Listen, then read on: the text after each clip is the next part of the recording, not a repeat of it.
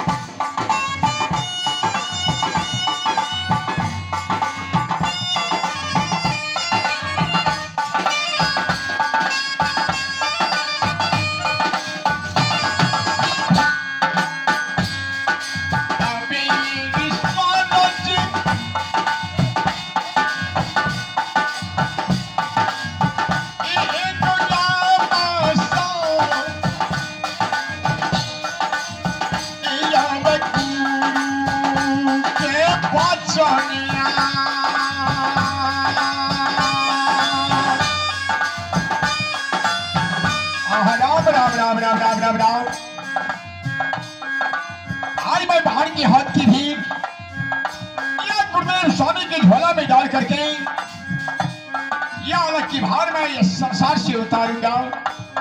इसके बाद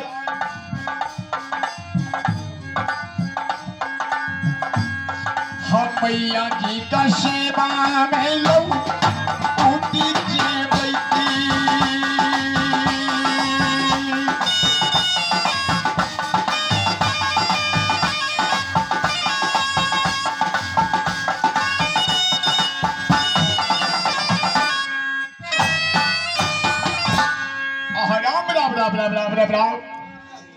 इस समय तो मैं ये नाचते गाते कहा तो गुरुदेव स्वामी के स्थान पर मैंने आ गया, लेकिन आज मैं देखता हूं गुरुदेव स्वामी ये कितने ध्यान लगा कर ईश्वर की प्रार्थना कर रहे हैं। भगवान आज मैं कैसे गुरुदेव के ध्यान की तोड़ दो।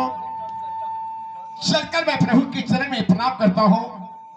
अप्रभु ध्यान परामर्श के प्रभु के मुख से हमें अमृतमय वाणी आशीर्वाद मिलेगा। जय हो भगवान, जय हो। विनती करिए मुनिया,